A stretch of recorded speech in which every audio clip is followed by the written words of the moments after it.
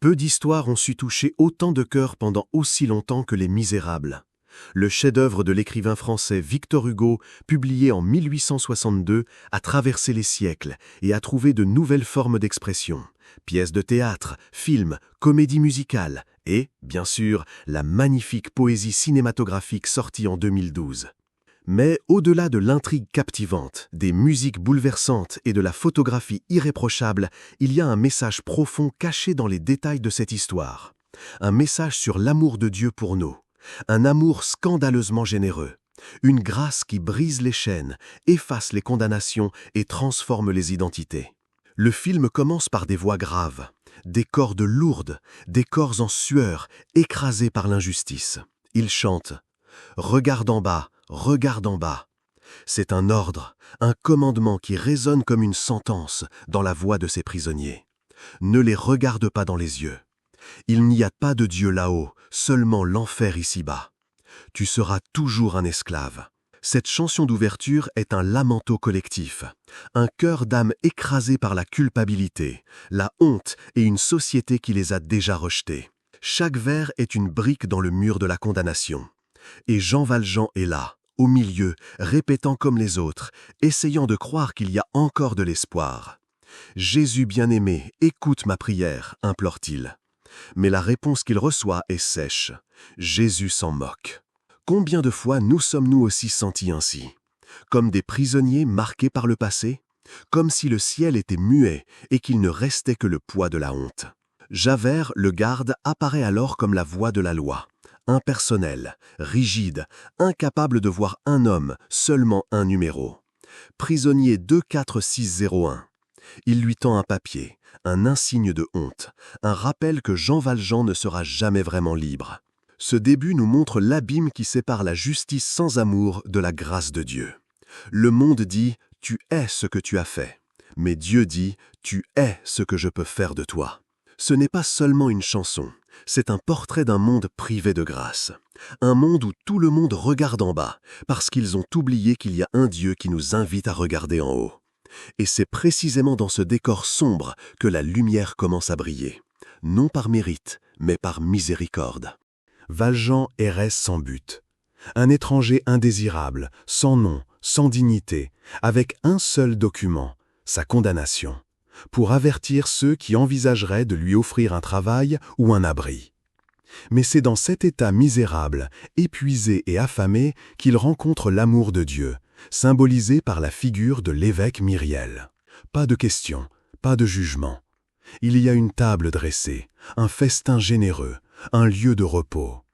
Celui que le monde avait piétiné est maintenant traité avec honneur, comme un fils attendu. C'est l'image la plus claire du cœur du Père, qui nous accueille tels que nous sommes. Même sales, fatigués et méprisés, il nous lave et nous offre des vêtements propres. Mais même après tout cela, Valjean vole, il trahit la confiance, il retombe dans la faute. Combien de fois, même aimés, choisissons-nous encore le chemin de l'erreur, de l'esclavage? Valjean est arrêté, ramené par les gardes, prêt à retourner en prison. Mais alors, le prêtre fait l'impensable. Il déclare que les objets ont été donnés comme un cadeau. Et il offre même les chandeliers d'argent de l'Église comme preuve de sa confiance. Et il prononce la phrase la plus marquante de toute l'œuvre. « Avec cela, j'ai racheté ton âme et je l'ai donnée à Dieu. » Cette attitude brise Valjean. Il ne crie pas, il n'accuse pas, il agit simplement avec grâce. La grâce, cet amour qui n'a pas de sens. Cette miséricorde qui déconcerte, qui transforme. Valjean réalise alors, il y a un autre chemin. Il n'a pas à être ce que le monde dit qu'il est. Il peut être nouveau, il peut recommencer. Dans l'attitude du prêtre, nous voyons l'exemple le plus pur de la phrase attribuée à saint François d'Assise. Prêchez l'Évangile, si nécessaire, utilisez des mots. Dans un monologue de repentance, Valjean chante « Qu'ai-je fait? Doux Jésus, qu'ai-je fait? Je suis devenu un voleur dans l'obscurité de la nuit, un chien errant sans but. Je suis tombé si bas, est-il trop tard? Mais il m'a offert la liberté, et maintenant je ressens la honte en moi, comme une lame. Il a dit que j'ai une âme, Mais comment le sait-il? Y a-t-il un autre chemin à suivre? Jean Valjean n'est plus rien. Une nouvelle histoire doit commencer. Valjean disparaît et renaît. Des années plus tard, il devient un homme respecté, un bienfaiteur, un leader. Il donne parce qu'il a reçu. Car celui qui expérimente la grâce apprend à déborder d'amour. Et puis, il rencontre Cosette, une petite fille orpheline, sans défense, abandonnée. Sur le lit de mort de sa mère, Fantine, Valjean avait promis de prendre soin d'elle. Maintenant, face à cet enfant fragile et triste, Valjean n'hésite pas. Et il l'adopte. Pas par charité, pas par vanité. Il l'adopte par amour. L'amour de celui qui a choisi d'aimer. Et il vit désormais pour elle, pour la protéger, l'enseigner, la guider. Apprenant, sur ce chemin, à être père. Car aimer, c'est cela. C'est sortir de sa zone de confort. C'est servir, même quand c'est difficile. C'est ce que Dieu a fait pour lui. C'est ce qu'il fait pour Cosette. Et dans cet amour paternel, Valjean redécouvre la grâce et l'espoir dans ce monde. Mais tous ne croient pas en la transformation. Et voici que réapparaît Javert, l'un des rares à connaître le passé de Jean Valjean. Méthodique, rigide, légaliste jusqu'au plus profond de son âme. Il représente le regard pharisaïque, le fils aîné de la parabole, celui qui a toujours été correct, celui qui respecte les règles mais ne comprend pas l'amour. Il poursuit Valjean avec obsession. Il veut prouver qu'il est toujours un criminel. Javert représente beaucoup d'entre nous. Ceux qui, un jour, furent Valjean, mais sont devenus des juges impitoyables. Ils connaissent la loi, mais ont oublié la grâce.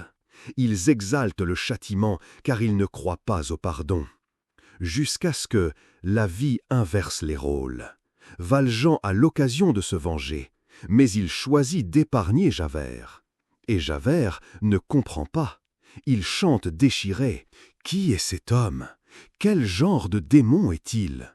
Pour me piéger dans un piège et choisit de me laisser libre.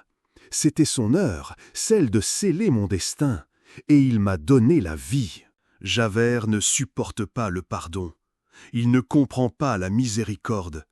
L'amour est trop scandaleux pour son âme endurcie, et cela le détruit.